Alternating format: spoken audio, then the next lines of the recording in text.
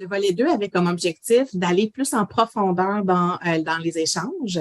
Donc, on est très content de la participation. Honnêtement, on a eu 70 personnes en présence et une quinzaine en ligne. Donc, ça a permis vraiment de dégager un beau portrait là, différencié selon les angles des partenaires qui étaient présents. Donc, on a pu échanger sur les besoins des territoires actuels. On en entend toujours parler au quotidien, mais c'est bon des fois de prendre une photo à un moment précis pour essayer d'avoir un portrait le plus complet possible. On a échangé évidemment sur les enjeux sociaux dont on parlera peut-être un petit peu après, puis aussi les enjeux transversaux. Pour nous, les enjeux transversaux, c'est ce qui soutient la concertation, le déploiement des actions. C'est aussi important d'en prendre soin, pas juste l'enjeu social en tant que tel, mais les conditions favorables pour y arriver.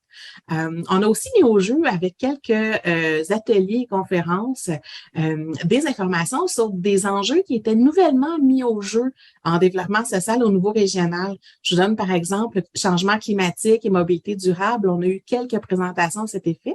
Pas que ce sont des nouveaux enjeux, mais au niveau régional, on en parle depuis les derniers mois, dernières années. Il faut comprendre qu'on n'avait pas encore fait cet exercice-là depuis 2014 déjà. Donc, je pense qu'on était rendu 7 ans plus tard à avoir des orientations plus dégagées. Donc, c'était vraiment là cette orientation-là qu'on souhaitait après ces 2 journées-là, d'être capable d'identifier des enjeux prioritaires, mais aussi quel niveau d'implication nos partenaires souhaitaient qu'on prenne sur ces enjeux-là. Parce qu'évidemment, on doit rester dans notre mandat, on doit travailler en collaboration avec plusieurs acteurs qui ont déjà des mandats, qu'ils soient régionaux, territoriaux, même provinciaux. Donc, il fallait essayer de dégager quel était le meilleur angle pour le RDS Gym et ses partenaires pour pouvoir intervenir. OK. Puis quels sont les enjeux qui ont été identifiés comme prioritaires pour 2022-2024? La liste aurait pu être beaucoup plus longue que ce que je vais vous nommer. Bien évidemment, on se comprendra bien que ce qui a été ressorti comme prioritaire était vraiment là où on pensait qu'on avait à la fois un rôle à jouer, mais à la fois une priorité. Mais ça aurait pu être beaucoup plus long que ça. Mais ce que nos acteurs ont ressorti en termes de rôle de leadership, donc là où les gens veulent, nos partenaires veulent qu'on aille davantage de l'avant dans les 2 prochaines années avec un effort soutenu, c'est vraiment au niveau de la recherche de financement. Là, c'est pas un phénomène qui est nouveau.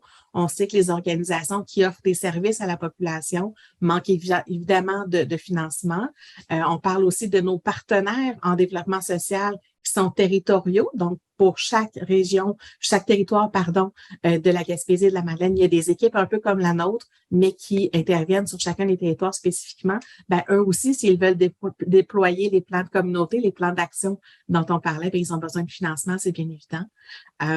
On se le cachera pas, logement et habitation, hein, c'est un phénomène qui est très difficile. La crise du logement, elle nous affecte particulièrement dans la région. Il ne suffit que d'avoir quelques conversations de corridors ici et là, puis on se rend bien compte qu'effectivement, on connaît tous quelqu'un qui est touché par la difficulté de se loger.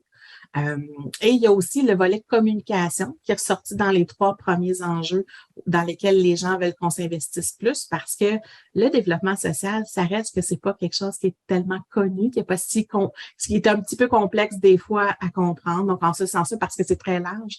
Donc, en ce sens-là, on a souhaité nous donner un mandat pour parler davantage de développement social. Qu'est-ce que ça touche? Comment on fait pour intervenir en développement social?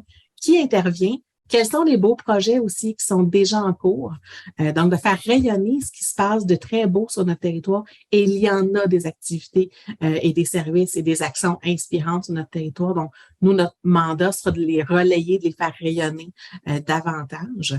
Puis en terminant, il y a 4 autres enjeux importants qui ont été nommés également. Mais cette fois-ci, les gens nous ont demandé de soutenir ce qui était soit en place déjà en cours, donc on voit que la position elle est différente de ce qu'on nous a demandé, ou alors, si c'est pas en cours, on sait qu'il y a quelque chose qui s'en vient, donc ils nous ont demandé de soutenir ce qui allait s'en venir. Donc, c'est pour ça que ça a été dans un rôle différent. Et là, on parle, par exemple, de l'environnement et des changements climatiques. On sait qu'on est fragilisé par ces changements-là.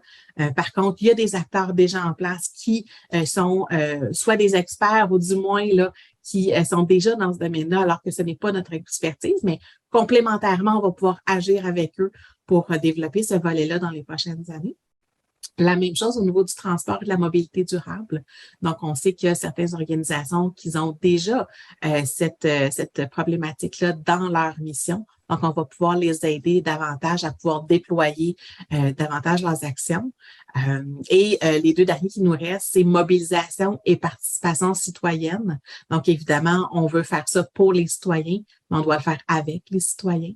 Donc, c'est important de trouver des mécanismes et de se renouveler constamment parce que ça change. Hein? Le portrait de la population change, le portrait de nos actions, comment les faire change aussi. Et ça nous permet, en le faisant pour et avec les citoyens, de s'assurer que nos cibles sont adéquates par rapport aux besoins qui sont vécus sur le terrain. Et finalement, sécurité, autonomie alimentaire.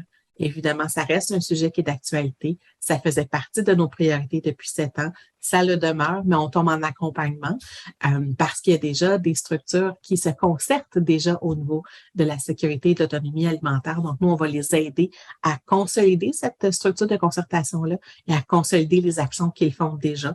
Donc, on va les accompagner là-dedans.